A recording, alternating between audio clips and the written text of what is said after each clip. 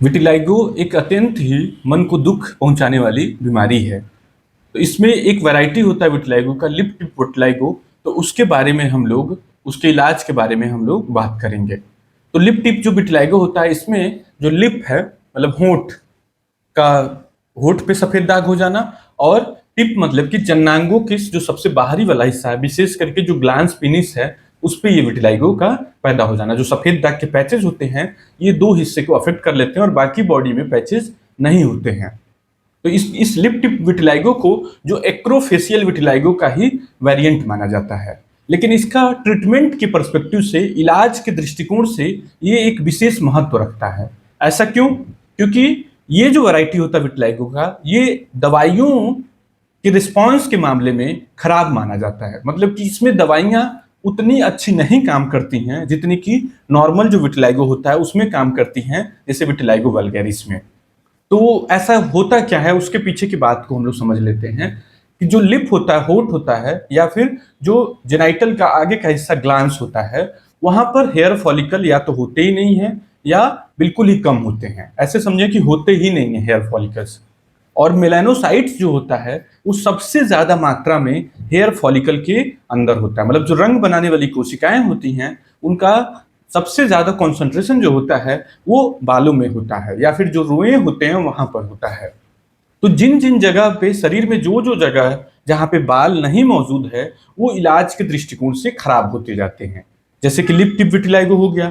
इसी तरह हथेली में और तलवे में यदि सफेद दाग के पैचेज होते हैं, तो वो ट्रीटमेंट इलाज के दृष्टिकोण से जटिल केस होते हैं, जल्दी नहीं ठीक होते हैं, ज्यादा समय लेते हैं, ज्यादा डिफिकल्टी पैदा करते हैं मरीज के लिए भी और डॉक्टर के लिए भी। तो इस विटिलाइगो के साथ भी, लिप टिप के साथ भी यही मुसीबत है कि ये इलाज के दृष्टिकोण से मुश्किल होती है। लेकिन मुश्किल का मतलब ये नहीं है कि इलाज इसमें नहीं हो सकता है। इसमें इलाज में तमाम तरह की अब दवाइयां उपयोग में लाई जा रही हैं। जैसे कि तमाम तरह की नई दवाइयां हैं, पुरानी दवाइयां हैं, लगाने वाली दवाइयां हैं, खाने वाली दवाइयां हैं, फोटोथेरेपी वाली दवाइयां हैं। तो लगाने वाली दवाइयों में कॉर्टिकोस्टेरॉइड ग्रुप की क्रीम्स, जैसे कि मोमेटासोन, फ्लुटिकासोन, इस तरह की क्रीम्स लगानी होती है। इसी तरह से टैक्रोलिमस नाम का ऑइंटमेंट, पाइमेक्रोलिमस नाम का ऑइंटमेंट क्रीम काफी ज्यादा पॉपुलर है।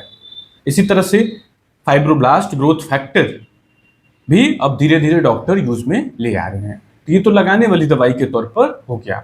इसी तरह से खाने वाली जो दवाइयां हैं, उसमें ओरल कॉर्टिकोस्टेरॉइड्स इस्तेमाल की जाती हैं, जिसमें कि प्रेडनिसोलोन, मिथाइल प्रेडनिसोलोन, डेफ्लाजाकॉर्ट या फिर बीटामेथासोन आपका डॉक्टर देता है। इनके साइड इफेक्ट को कम करने के लिए इन्हें हफ्ते में 1 दिन या 2 दिन भी दी जा सकती है, मतलब कि साइड इफेक्ट इनसे कम हो। चूंकि कार्टिकोस्टेरॉइड ग्रुप की दवाइयों से कभी कभी साइड इफेक्ट देखा गया है, तो उसको कम करने के लिए डॉक्टर तमाम तरह की स्टेप अपनाता है, जिसमें कि पॉपुलर जो स्टेप है वो है ओरल मिनी पल्स। मतलब कि हफ्ते में 1 दिन या 2 दिन ही डॉक्टर दवाई को देता है। ओरल कॉर्टिकोस्टेरॉइड्स के साइड इफेक्ट से बचने के लिए डॉक्टर कैल्शियम और विटामिन डी की गोली भी देता है, और बीच बीच में जरूरत पड़ने पे कुछ टेस्ट का मदद भी कर सकता है, जैसे बीपी मॉनिटरिंग या फिर आपका ब्लड शुगर मॉनिटरिंग। इस तरह के टेस्ट भी कर सकता है डॉक्टर। जो नेक्स्ट लाइन की दवाइयां ज्यादा पॉपुलर हैं, उसमें इम्यूनोसप्रेसेंट ग्रुप की दवाइयां काफी ज्यादा पॉपुलर हैं, जैसे कि एजाथायोप्रिन, मेथोट्रेक्सेट, साइक्लोस्पोरिन, माइकोफिनोलेट, मोफेटिल, और अब एक नई दवाई टोफासिटिनिब अब इस लिस्ट में ऐड हो चुकी है। तो इन सब दवाइयों की मदद से डॉक्टर ठीक करने की कोशिश करता है।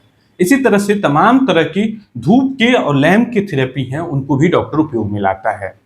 जैसे कि एक दवाई होती है जिसका नाम होता है मेथॉक्सलिन। तो वो जो दवाई होती है वो फोटोसेंसिटाइजिंग एजेंट होती है, मतलब कि धूप के रिस्पॉन्स में वो सक्रिय हो जाती है और रंग बनाने वाली कोशिकाओं को सेंसिटिव कर देती है, उन्हें एक्टिव कर देती है, सक्रिय कर देती है, जिससे कि वो ज्यादा रंग बनाने लगती हैं। तो इसको, ये दोनों फॉर्म में अवेलेबल है, लगाने वाली फॉर्म में भी और खाने वाले गोली के फॉर्म में भी। तो इसको लगा करके थोड़ी देर बाद मरीज को धूप दिखाना होता है, या फिर गोली खा के थोड़ी देर बाद धूप दिखाना होता है। इसी तरह से फोटोथेरेपी, जो लैंप है, नैरो बैंड यूवीबी लैंप, इसका भी इस्तेमाल किया जा रहा है। इसमें नए थेरेपी के तौर पर एक्साइमर लेजर भी इंट्रोड्यूस किया गया है। इसी तरह से अब कुछ नई दवाइयां भी कुछ देश में उपलब्ध हो गई हैं, जैसे कि रुक्सोलिटिनिब नाम की क्रीम अमेरिका में अवेलेबल है।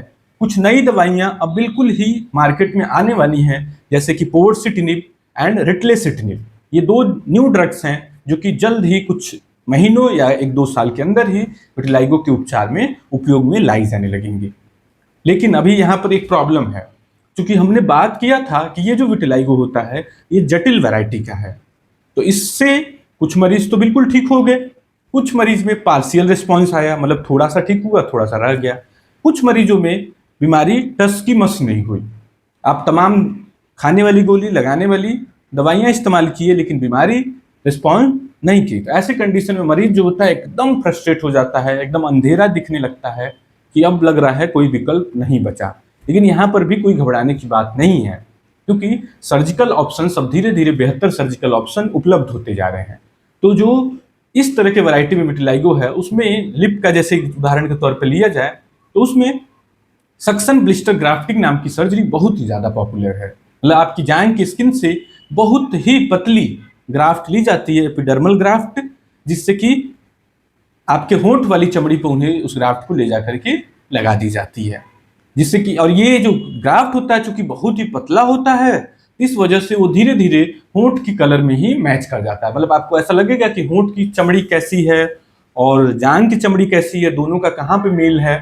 लेकिन जो ग्राफ्ट होता है वो इतना थिन होता है कि वो थोड़े समय के बाद एकदम मेल खा जाता है, बिल्कुल अच्छा सुंदर बिल्कुल रिस्पॉन्स आता है। और कई बार तो बिल्कुल ही पता लगाना मुश्किल होता है कि इस जगह पे सर्जरी हुई है। जैसे ये ग्राफ्ट की ये खासियत है इस सर्जरी की कि काफ़ी केसेस में मरीज, इवन जो डॉक्टर सर्जरी किया है, वो भी ना बता पाए कि यहाँ पर सर्जरी हुई है। वो इस तरह से चमड़ी में इतना सुंदर तरीके से मिल जाता है, वो पता नहीं लगता है। इसी तरह से कुछ डॉक्टर पंच ग्राफ्टिंग भी करते हैं। तो खाने वाली, लगाने वाली फोटोथेरेपी दवाई शुरू में यूज की जाती है इसके इलाज में, और यदि इनसे नहीं काम बनता है तो फिर सर्जिकल ट्रीटमेंट के द्वारा इसको हैंडल कर लिया जाता है और इस तरह से मैनेज कर लिया जाता है। Thank you.